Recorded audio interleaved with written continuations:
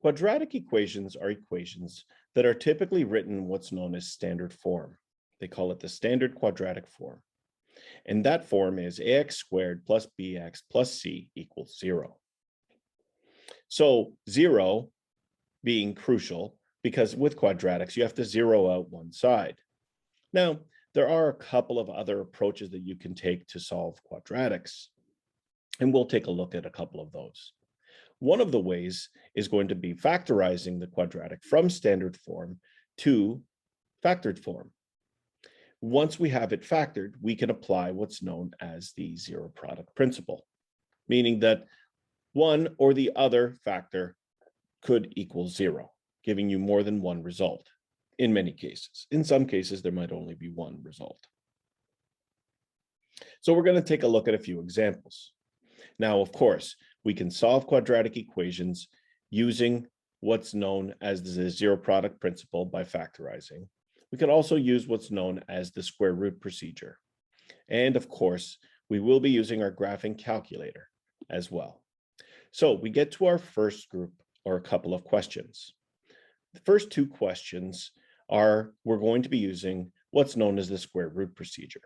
We could factorize or we could take other steps to solve this, like or we could also use what's known as the quadratic formula.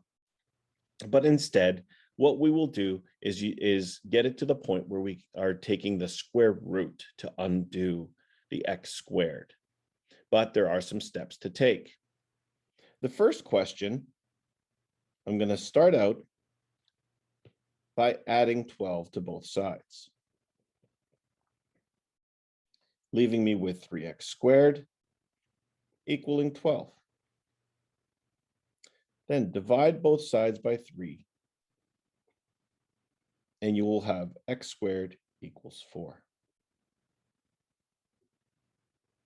Now, when you've reached this point, then you can apply what's known as the square root procedure. When you take the square root, especially since it is an even root, you must consider that there are two possible answers. And in this case, there are. Because x could equal -2 or x could equal 2. There's two possible solutions. And that happens many, many times when working with quadratics. And you'll see that in a few more of the examples that we do. For the next one, we don't have to wait to do the square root procedure. We can go straight away to it.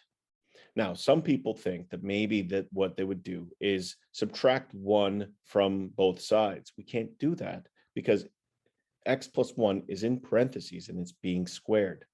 So the first thing we do in this case is take the square root. Now, 48 is not a very pleasant number because we can't take the square root of it, but we can do some things with it. So, and we won't use the calculator to write it. We'll write it out in radical form. So when I take the square root, all I'm left with is x plus 1 on the left-hand side. And on the other side, the square root of 48 is equal to plus or minus the square root of 48.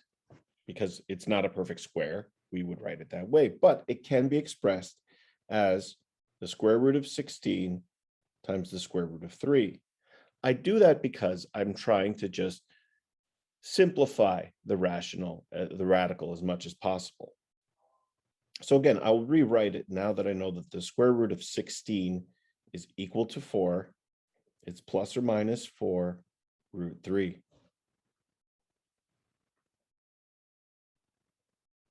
So we'll finish this off now by subtracting 1 from both sides.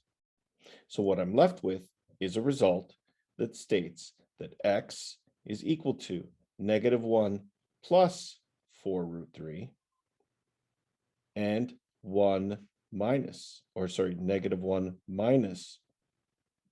4 root 3.